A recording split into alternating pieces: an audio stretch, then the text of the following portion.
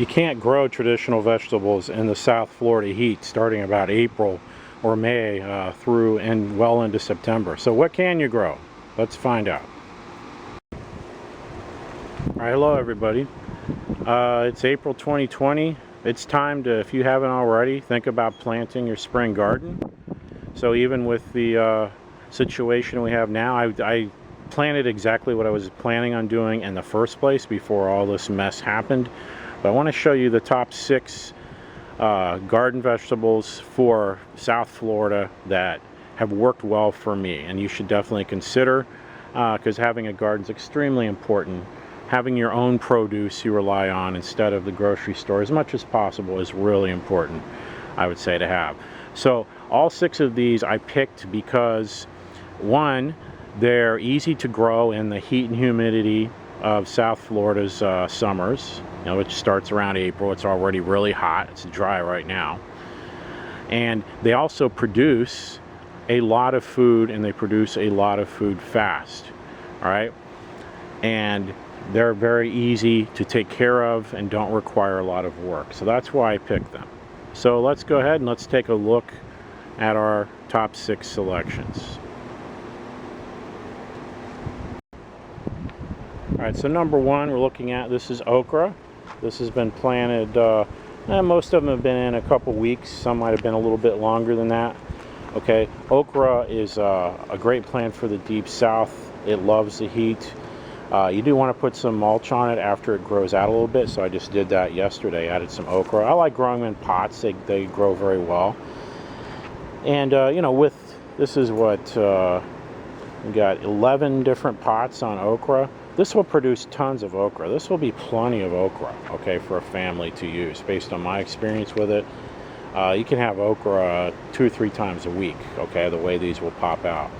So again, very, very good plant. Now you might notice here, you might say, well, gee, why do you let all those weeds grow? All right, well, this is Purslane, and this can grow as a weed, but you can buy it also in the nurseries or as seeds. And Purslane is a wonderful vegetable crop. You can eat it raw like this. It's like nice and crunchy, and it's really good for salads, or you can cook it, stir fry it a lot of ways. Has a very nice taste. All right, so Purslane, before you go out and buy it, I would check and see if you have any in your yard. There is a similar plant that looks kind of like it. In fact, here it is right here. It looks a little bit like it, especially when it's young. I forget the name of it, but it's in the same family. If you take a bite of that, it'll have a terrible aftertaste, and you'll know it's not Purslane. Take a bite of this. It tastes very mild, very nice.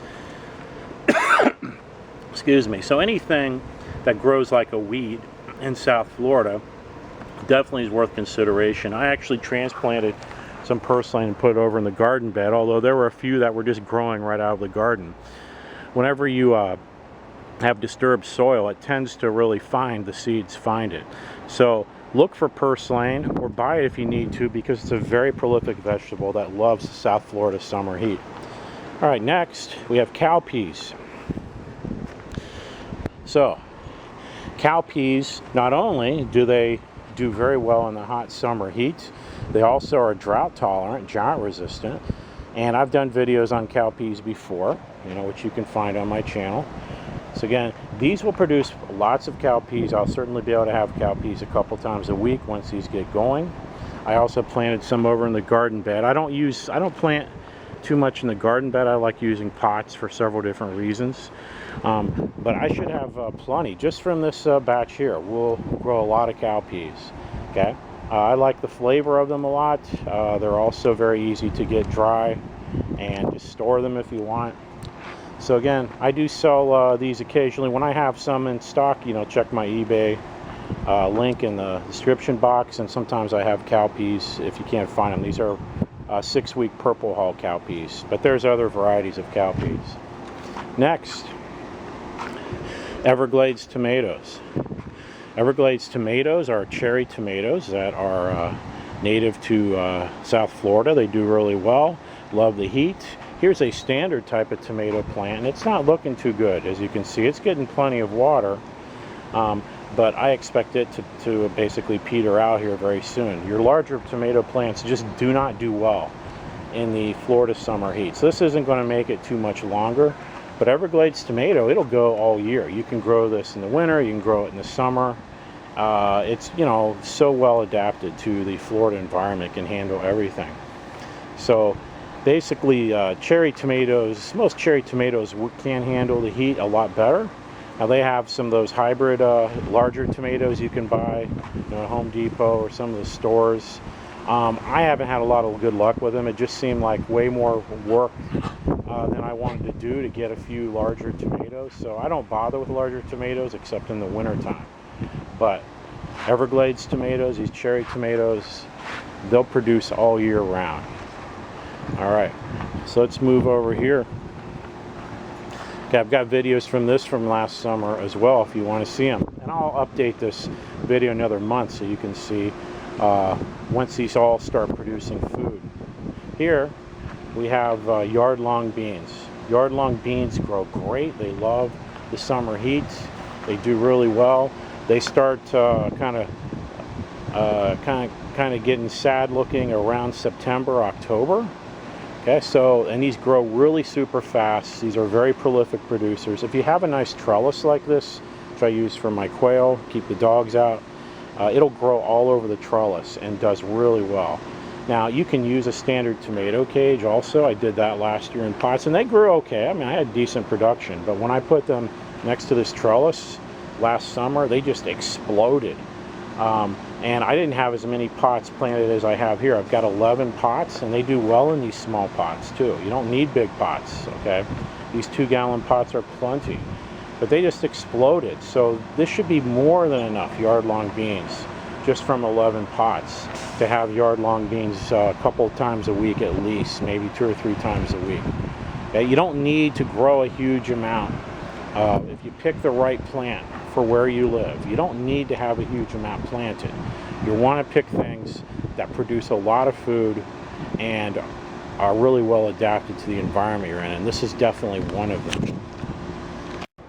So yard-long beans I often sell in my eBay store as well, and you can check and see if I have any in stock. I have a limited amount right now, but I'll have a lot more once they start coming in.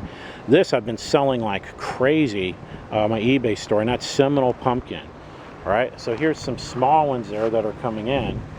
You can see that. There we go. There's another small one. When they're young like this, you can actually use them like cucumbers and cut them up like that. But I usually eat them when they're larger. So here's one coming in here. I usually wait till they get kind of yellowish. Okay, there's a larger one right there. I have some more growing around. I planted these in November, or I think it was October, maybe late October. Okay, there's another one. And they produced a few pumpkins throughout the winter. That's not their most productive point. And they've kind of really exploded now, now that the summer heat is coming. So I'm going to see if I can just get through the whole summer without having to really replant any, because I think they're going to last. They've been doing really, really well since we've gotten this heat. They do love the heat a lot more than the cooler, milder weather that we get in the winter. So, I mean, we've been having Seminole pumpkins a couple times a week right now, and I expect that there's going to be even more than that. So again, I sell these seeds at my eBay store if you're interested. If you're in the Deep South, you can grow them pretty much anywhere in the country if you've got about three to four good months of, you know, pretty hot weather. They do like it fairly hot, and so, you know, you can definitely grow these. I really love the taste. They taste a lot like a lemon squash, very much like that, only I think they're better. I mean, I don't even think you need any seasoning for them. Now I do let the vines just grow, as you'll notice. I don't keep a really like neat, beautiful looking garden. I try to have things that just grow and you don't have to spend a lot of time on them, because a lot of times I don't have a lot of time on them. So I just let the vines grow and sprawl in the yard, and they produce pumpkins everywhere. So that's what I do with them. So again, highly recommend Seminole Pumpkin. Okay, really a great crop. You know, it's a nice starchy vegetable, and it's different, you know, than your green vegetables, which is good to have. That takes me to the very last one, which actually is number 7. And this is, I didn't have this on my original list of 6 because it's not something you're going to get like within 6 weeks. This is going to take more like 3 to 4 months. And this is sweet potatoes. So I planted these in these large containers or buckets. I just took slips and put them in. I actually got the slips from over there in that little pile. I used to have sweet potatoes I grew all through here in the ground, and they did great. They spread around, but they're really hard to harvest, having to dig them up out of the ground and find them. It's so much easier to grow them in containers, I think, and harvest them. So I just found there's still some growing kind of wild over there in that patch that's still there. So I just take the slips from it and put them in these buckets in this large container, and they'll probably start being ready around August, maybe earlier. And I might take some slips and start a couple other buckets maybe in early June, so that maybe they would be ready around September or October, just to have another small crop coming out. Sweet potatoes love the heat. Okay, they don't require a lot of fertilizer. All you gotta do is just keep them well watered. Okay, and I will add some more mulch in here once these slips come up a little bit better. They've been in there a few days, and it looks like they're going to survive. So this is again, this is a very simple setup. Okay, I don't spend a huge amount of time on this typical type of gardening. I like to keep things simple, but it does work and it does produce a lot of food. All right, so hopefully you found this helpful. If you want to support the channel, there's an Amazon link and also my eBay store link in the description box below. If you have any questions, feel free to let me know. I hope you found this helpful, and we'll talk to you later.